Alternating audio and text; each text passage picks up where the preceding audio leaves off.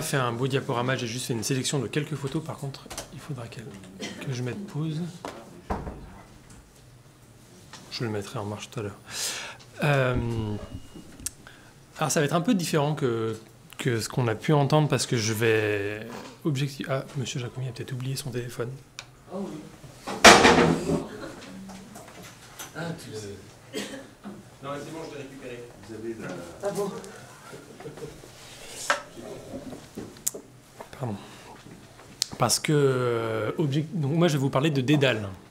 Alors Dédale est un mythe, donc déjà il n'y a pas de, comment dire, sa biographie est d'emblée dans le domaine mythologique et on va avoir beaucoup de ce qu'on a cherché à remettre en cause par ailleurs de lieux communs sur le génie dans Dédale. Mais je l'ai choisi pour différentes raisons. Alors, je ne suis pas du tout spécialiste de l'Antiquité, moi je suis spécialiste plutôt de la Renaissance, enfin de l'époque moderne, 16e, 18e. Et bizarrement, je ne pourrais même pas vous dire que Dédale est une figure, un modèle pour les ingénieurs ou les proto-ingénieurs de l'époque moderne. Par contre, c'est une figure qu'on voit dès la Renaissance, et même un peu avant, mais surtout à la Renaissance, j'ai envie de dire un peu comme on la voit apparaître dans des images, dans des frontispices, toujours en mode mineur, j'ai envie de dire. Et comme on parlait, et par contre, je n'ai jamais vu Prométhée. Et aujourd'hui, on parle toujours de Prométhée quand on parle de la technique, et on parle jamais de Dédale. Et donc, du coup, je me suis intéressé au mythe de Dédale, et je me suis rendu compte qu'il était très intéressant. Et du coup, je vais avoir une double démarche. Je vais d'abord reconstruire la vie de Dédale à travers plusieurs sources. Les sources classiques, alors la source la plus connue, y compris à la Renaissance, jusqu'à nos jours sur la vie de Dédale, c'est Ovide. Ovide, les Métamorphoses, livre 8, où vous avez la vie de Minos, et vous avez la plupart des épisodes de la vie de Dédale qui sont décrits, parce qu'on va voir qu'il y a plusieurs métamorphoses dans sa vie, justement. Mais il y en a beaucoup d'autres, Diodore de Sicile, Pausanias, Virgile, les fables d'Hygin, Apollodore de Platon en parle beaucoup, quelques autres un peu moins, plus tard qu'Hérodote le mentionne. Et à la Renaissance, on va surtout le connaître par Ovide, un peu par Hygin, et beaucoup par, ça avait été cité, Polydore Virgile dans le De Inventoribus, qui va en avoir une vision assez intéressante parce qu'il va chercher à démystifier Dédale d'une certaine manière. On va évacuer complètement l'épisode le plus connu, les ailes de cire. C'est pas du tout. Et on va avoir un inventeur génial, mais sur des choses plausibles. Alors, donc une fois posé le cadre, je finis juste sur l'introduction pour rappeler les autres modèles concurrents de Dédale qui, eux, sont beaucoup plus utilisés par les ingénieurs, les architectes de l'époque. C'est Archimède. Archimède est vraiment la figure antique, emblématique des ingénieurs à la Renaissance. On cherche à copier ses inventions, on cherche, enfin, à les retrouver parce qu'on n'en a pas d'image, on n'en a que des textes. Et Vitruve. Et Vitruve qui est un ingénieur romain, un ingénieur militaire. Et il y a deux raisons. Et Dédale est cité plutôt par des lettrés, peut-être un peu moins par les ingénieurs eux-mêmes. Et il est surtout cité en tant qu'architecte, pour une simple et bonne raison, c'est qu'en fait, il n'est pas ingénieur. J'avais appelé Dédale premier ingénieur, j'avais mis un point d'interrogation, et après avoir fouillé un peu plus, en fait, on ne peut pas vraiment dire qu'il était ingénieur. Mais c'est intéressant parce qu'il donne une image de ce que les Grecs pensaient à la technique et la façon dont il a été reçu, ce qui va être la deuxième partie de mon intervention, donne une idée aussi de l'utilisation de cette figure qu'on a pu faire. Alors, je reprends rapidement la vie de Dédale parce qu'on connaît souvent ce que j'appelle la partie minoenne, donc ce qui se passe à Minos de sa vie, mais on ne connaît pas ce qui se passe avant et très peu ce qui se passe après, relativement normal. Alors Dédale, étymologiquement, c'est sujet à débat, je ne suis pas du tout helléniste, donc de ce que j'ai compris, l'acceptation la plus commune, c'est artistiquement travailler, daedalos, artistiquement travailler, c'est-à-dire que c'est en fait une définition d'un bon artisan. Dédale, son nom veut dire ça.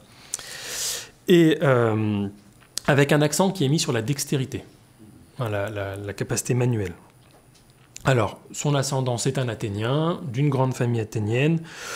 Selon les sources, il a des origines plus ou moins divines ou pas, bon, on est dans le mythe. À la rigueur, peu importe. Ce qui est intéressant, c'est de voir qu'à Athènes, c'est un sculpteur, et il est reconnu, et d'ailleurs dans certaines histoires de l'art qu'on commence à voir poindre aussi à la Renaissance, on le voit comme étant le fondateur d'une nouvelle école de sculpture, d'une nouvelle époque de la sculpture grecque, qui va donner, on disait qu'il a été l'inventeur du regard dans la sculpture, et Platon dit, et alors là on est en plein dans le lieu commun, qu'il fallait enchaîner ces statues pour ne pas qu'elles s'en aillent. Et ça, c'est très important, parce que chez beaucoup d'inventeurs, on a ce mythe, notamment chez les Grecs, chez Archytas de Tarente avec la colombe, de l'artisan qui à un moment donné devient démiurge.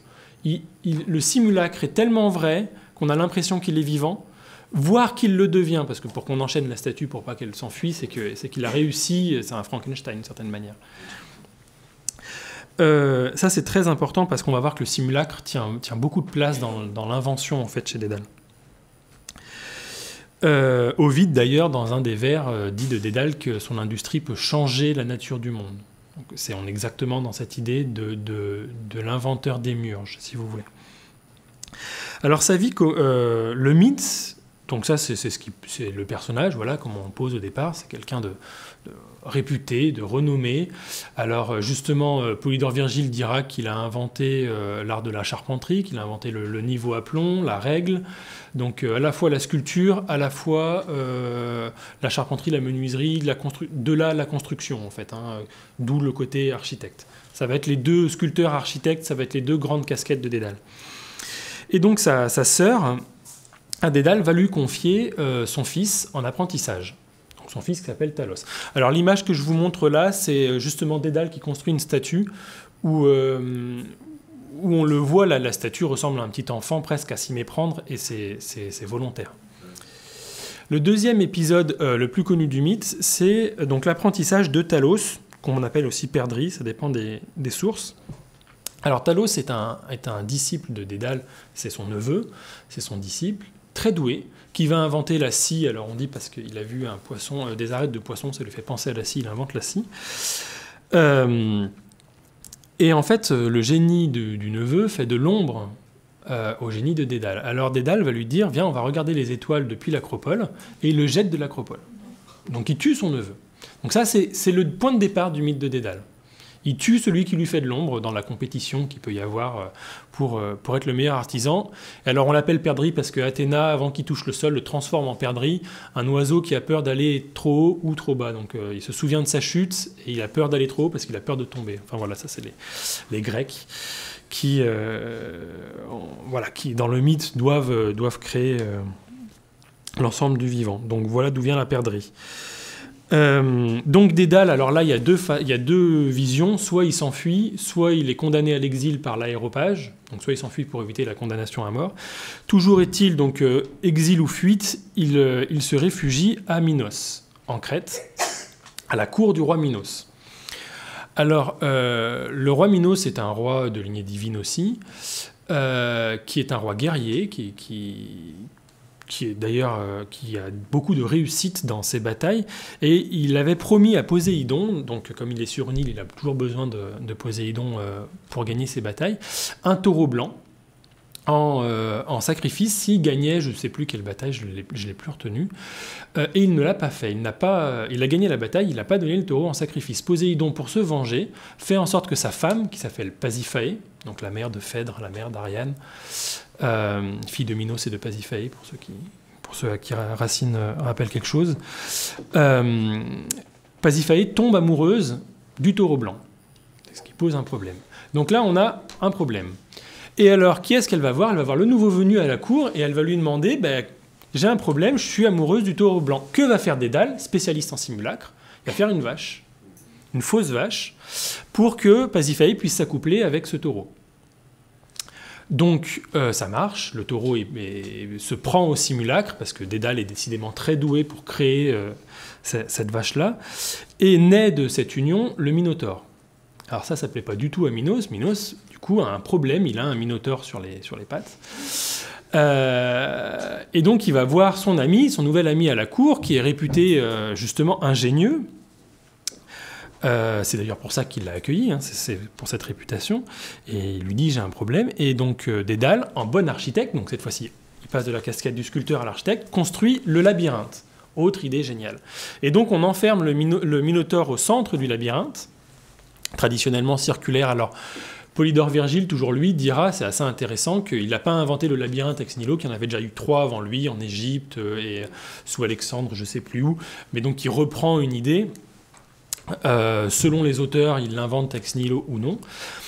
Et on donne au Minotaure 7 jeunes Athéniens. Alors, Minos a gagné une guerre contre Athènes. Athènes doit payer un tribut. Et comme tribut, Minos exige 7 jeunes hommes et 7 jeunes femmes, soit par an, soit tous les 9 ans. Là encore, ça dépend des sources. À donner, en fait, à manger au Minotaure, qui est donc le Minotaure, il y a 2 visions. Soit il a un corps de taureau et un buste et une tête d'homme, soit l'inverse, un corps d'homme. C'est plutôt sous cette deuxième version qu'on la connaît, le corps d'homme et la tête de taureau. Donc là, on a la première version, mais donc ça, c'est tiré des Métamorphoses d'Ovide, mais on a la deuxième aussi, qui existe, qui est plus connue.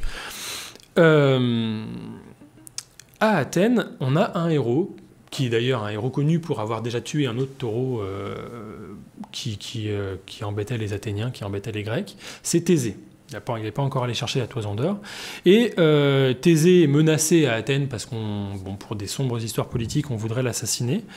Donc, il se propose, 1, pour se sauver, et 2, pour continuer en fait, à faire valoir son héroïsme, de faire partie des 7 jeunes hommes qui vont partir à la cour de Minos pour se faire manger. Et il dit, moi, je vais tuer...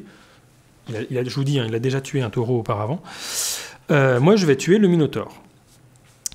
Alors, il arrive en Crète. On ne sait pas s'il a séduit ou si elle est tombée amoureuse comme ça, mais Ariane, donc la fille de Minos et de Pasiphae, tombe amoureuse de Thésée et a très très peur pour lui. Donc, va faire 2 choses. D'abord, va voler un glaive que Héphaïstos avait forgé, avait donné à Minos pour le donner à Thésée.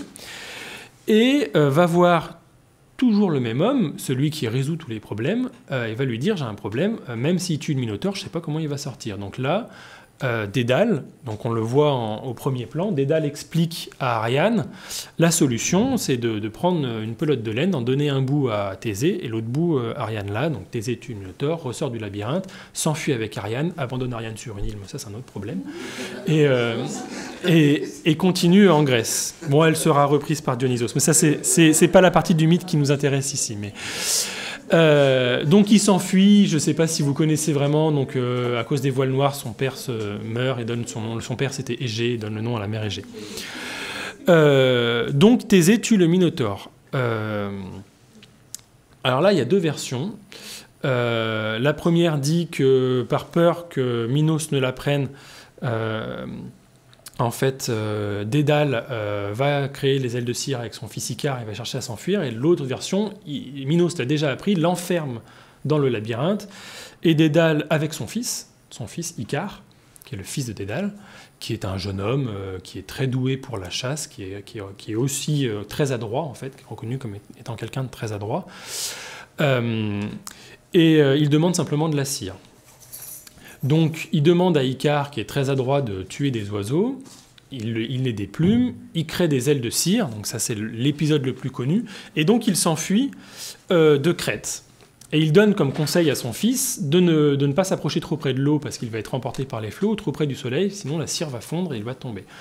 Icare s'approche trop près du soleil, la cire fond, il tombe à la mer, il se noie. Dédale descend, l'enterre et repart vers la Sicile, où sa réputation fait que le roi Caucalos l'accueille. Minos est en rage, il a perdu son meilleur architecte, artisan, j'ai presque envie de dire ingénieur, mais je me retiendrai. Mais il va se dire, il va jouer en fait sur le point faible de Dédale. C'est intéressant comme point faible, comme pour une figure aussi emblématique de l'inventeur, c'est son orgueil. Et il va mettre en place un défi, à savoir mettre un fil dans une coquille d'escargot. Et Dédale va, en fait, entendant ce défi, va le relever sous l'anonymat. en accrochant un fil à la patte d'une fourmi et en faisant en sorte que la fourmi rentre dans la coquille. Il ne dit pas comment il arrive à accrocher un fil à une fourmi. Moi, c'est ça qui me fait rire, c'est que pour moi, c'est presque aussi difficile que mettre le fil dans la coquille, mais peu importe. L'histoire ne le dit pas. Minos, apprenant cela, sait donc qu'il y a un inventeur capable de faire ça. Il se dit ça peut être que Dédale qui est en Sicile. Il demande au roi Caucalos de le livrer. Le roi Caucalos refuse. S'ensuit une guerre entre la Crète et la Sicile. Finalement, dans la guerre, à un moment donné, Caucalos invite Minos et lui dit qu'il va lui livrer Dédale. Il invite Minos et ses filles. Et il invite Minos, pardon. Et quand Minos arrive en Sicile, Caucalos lui propose un bain que lui préparent ses filles, donc les filles de Caucalos. Et en fait, il meurt ébouillanté parce que Dédale avait inventé une baignoire. On n'a aucune description du système, mais qui fait que quand Minos allait dedans, ça l'ébouillantait. Et après, on ne sait pas ce qu'il advient de Dédale. Apparemment, il va mourir de ses vieux jours, sans problème, après avoir été donc à l'origine d'une guerre, d'un tribut assez inhumain. Enfin, on peut le résumer de différentes manières. Donc, voilà l'histoire de Dédale dans son entier. Donc, on voit que... Voilà, moi j'ai fini, j'avais juste pris quelques images parce que je trouve c'est pas le plus important dans l'histoire. Alors, ce qui est intéressant, c'est que quand les ingénieurs vont parler de Dédale, ils vont se focaliser sur certains et uniquement certains épisodes, et ça va souvent être ça dans les histoires qu'on va récupérer de Dédale. On ne va prendre que les épisodes qui nous arrangent dans le mythe, et quand ça ne nous arrange pas, on va jouer avec. Alors, l'épisode le plus connu, il y en a deux en fait qui vont être très utilisés, c'est la construction du labyrinthe et l'invention des ailes de cire.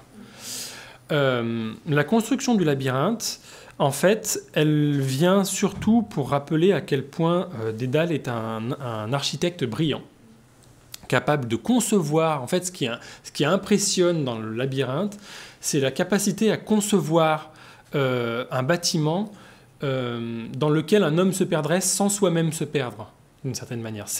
On ne se perd pas dans la conception, puisqu'on arrive à le faire. C'est ça qui impressionne et qui est toujours mis en avant dans la construction du labyrinthe et dans le génie architectural de Dédale.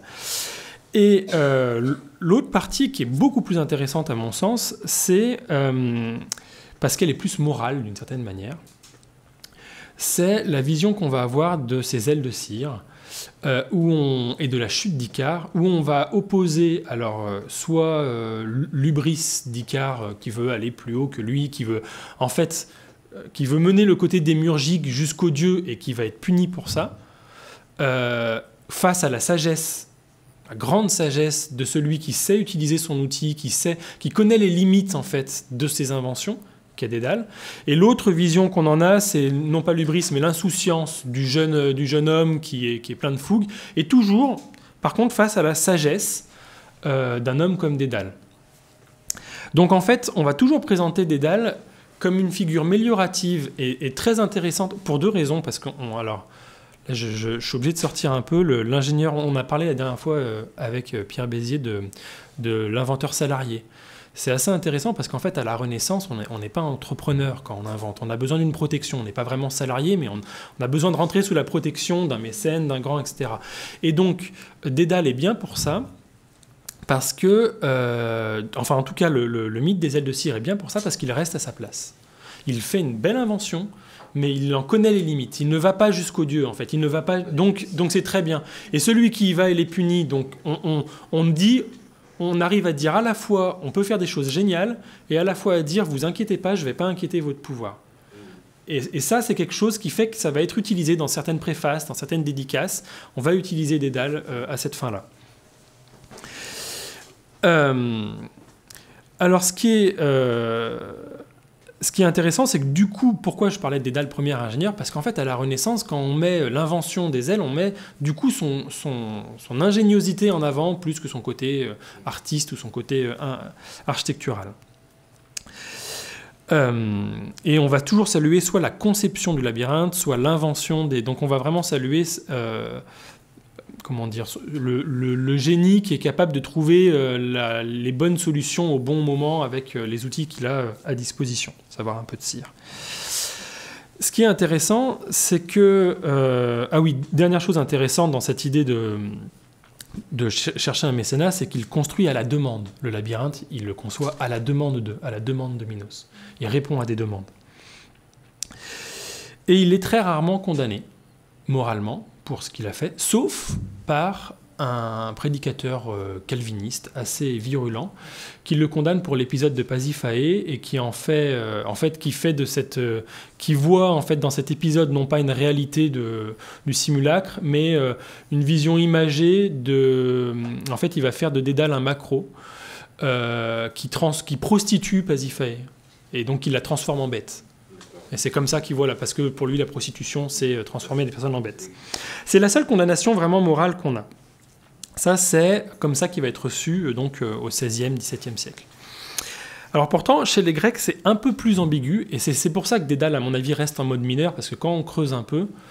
à Renaissance, je ne vous ai pas parlé de Polydore Virgile. Polydore Virgile est intéressant parce qu'il ne croit pas aux ailes de cire. Il fait de Dédale et d'Icare les inventeurs de la navigation. Dédale invente le mât, Icare invente les voiles, et il s'enfuit par bateau. Donc il évacue complètement ce côté, et ça c'est quelque chose qu'on retrouve plutôt à la fin de la Renaissance, 16e, 17e, cette idée qu'on va arrêter avec les idées farfelues, le vol, la submersion, ça c'est pas pour nous. Donc en fait, et donc on va relire en évacuant ce qui nous paraît vraiment pas plausible. Ce côté, ça c'est intéressant, et dès le De Inventoribus, donc là on est pourtant fin 15e, on commence déjà à dire, non en fait, les ailes de cire, on n'en parle pas, quoi. Il invente la charpenterie, la navigation. C'est pas... Alors chez les Grecs, c'est un peu plus ambigu. Il y a deux choses qui sont intéressantes quand on lit le mythe grec, c'est le côté démiurgique qui revient, le côté qui donne la vie, qui insuffle la vie à ses statues, qui insuffle la vie à ses simulacres. Et le côté orgueilleux, qui revient beaucoup en fait. Et c'est d'ailleurs le point faible. C'est quelqu'un, Dédale, qui vit dans un monde où de compétition en fait pour la réputation. Et ça, c'est quelque chose qui est toujours vrai en réalité à l'époque moderne, mais qu'on ne veut pas mettre en avant, enfin au début de l'époque moderne. Alors que les penseurs grecs l'ont très bien vu, ça. Enfin, le mettent en avant, eux, dans le mythe de Dédale, parce qu'ils en font du coup un danger, si vous voulez, dans cette compétition. Il y a un danger chez les inventeurs qui est celui d'échapper, en fait, au pouvoir politique, d'une certaine manière, parce que le pouvoir politique ne comprend pas ce qui se passe. Et en fait, quand on regarde, ce qui est très intéressant dans le mythe, c'est que malgré cette condamnation qui n'est jamais écrite comme ça, mais qu'on ressent bien, c'est-à-dire de quelqu'un qui ne reste pas tout à fait à sa place, justement, ça marche. C'est-à-dire que Dédale s'en sort toujours. Il a une réputation. Sa réputation est faite, elle est faite à Athènes. Il s'enfuit, il trouve refuge à la cour de Minos. Il s'enfuit de chez Minos, il trouve refuge à la cour de Cocalos en Sicile. Pourquoi ? À chaque fois, parce qu'il garde sa réputation d'ingénieur intacte, si vous voulez, d'ingénieux plutôt, de trouveur de solutions intactes. On lit la même confiance d'ailleurs quand on lit Archimède, c'est ça qui est intéressant, c'est que Archimède a confiance dans ses machines contre les envahisseurs romains, et d'ailleurs il a raison, parce que les Romains vont devoir passer par la terre ils n'arriveront pas à prendre Syracuse par la mer grâce à Archimède, qui avait des grandes grues qui prenaient des bateaux qui les remuaient. Et donc en fait, à garder la confiance de ses protecteurs, et c'est pour ça que la construction du mythe est intéressante. C'est une condition pour assurer sa position sociale. Ça et le fait d'évacuer ses concurrents, même quand c'est son neveu. Donc voilà, et tout ça pour dire que c'était un bon calcul. Donc le côté... Après, ce qui est intéressant aussi, c'est pourquoi on utilise toujours l'épisode des ailes de cire, parce que dans cette idée de l'orgueil, on s'en sort par le haut. Dans cet épisode-là, uniquement dans cet épisode-là. Parce que il reste plus que 5 minutes. Ouais. Ça va aller. Et donc, Ça, c'est intéressant parce comment dire, on me met en avant cet épisode-là justement parce qu'il limite l'orgueil du technicien, alors que tout le mythe va à l'encontre de cette image-là du technicien de Dédale. Alors j'aimerais vous proposer quand même une autre lecture qui est plus contemporaine, qui n'est pas de moi. C'est dans La souris et les hommes, j'ai oublié le nom de l'auteur, je suis désolé. Ouais, qui est très intéressante, où il des souris et des hommes. Et j'aime beaucoup cette lecture, parce que quand on relit l'ensemble du mythe, on se rend compte que à chaque solution technique qu'apporte Dédale, sa solution crée un problème. Il crée, bon, il tue son neveu, il doit s'enfuir. Il crée la vache, naît le Minotaure. Il crée le labyrinthe, il y a Thésée qui doit le tuer. Il doit s'enfuir. Ça n'empêche pas une guerre d'éclater parce qu'en fait, ça crée le problème de la jalousie. Et donc, on retrouve là l'orgueil, d'une certaine manière. C'est-à-dire que il y a deux choses, en fait, qui est intéressant dans cette lecture plus contemporaine du mythe, qui est celle qui aujourd'hui est dominante. C'est que on a l'orgueil du technicien de trouver toujours une solution, mais sans forcément penser à ce qu'on appellerait aujourd'hui les externalités négatives, par exemple, ou sans forcément penser à toutes les conséquences qu'il peut y avoir. Et ça, c'est intéressant, c'est parce qu'il reste dans le problème qui lui est posé. Et ça, c'est la deuxième partie qui est intéressante, c'est ce côté, en fait, je ne me pose jamais comme étant le pouvoir, justement parce que je ne fais que répondre à des problèmes qu'on me pose. C'est pour ça que j'aimais, enfin, je saute un peu du coq à l'âne, j'aimais beaucoup ce qu'on a dit sur la phase d'information, parce que je la trouve très importante dans l'innovation, notamment en 19e, parce qu'elle permet de se poser les problèmes en interne, que les problèmes c'est le technicien qui se le pose à un moment donné. Et ça va beaucoup changer, à mon avis, le cadre de l'invention. Ce n'est pas un problème qu'on résout pour quelqu'un.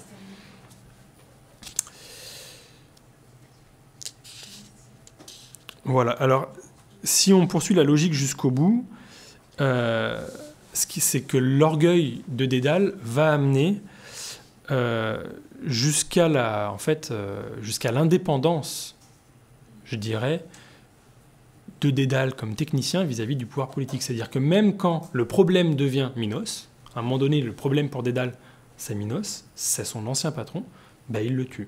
C'est très intéressant que le mythe se termine là-dessus, parce que ça veut dire que tout ce que les Grecs redoutaient dans la figure de Dédale finit par arriver, à savoir que le technicien orgueilleux, dont on ne comprend pas toujours ce qu'il fait, mais dont on apprécie toujours les solutions, en arrive à un point où il peut prendre un pouvoir qu'il ne devrait pas prendre dans la pensée grecque. Et c'est pour ça, et je reviens à ce qui était au départ ma lecture, mon idée pour la lecture qu'on en fait à l'époque moderne, et c'est pour ça qu'il reste en mode mineur. Et c'est pour ça qu'on n'en parle que sous certains épisodes, parce qu'en fait, c'est une figure beaucoup trop ambiguë pour l'époque moderne de l'inventeur. Je vous remercie. C'était un peu...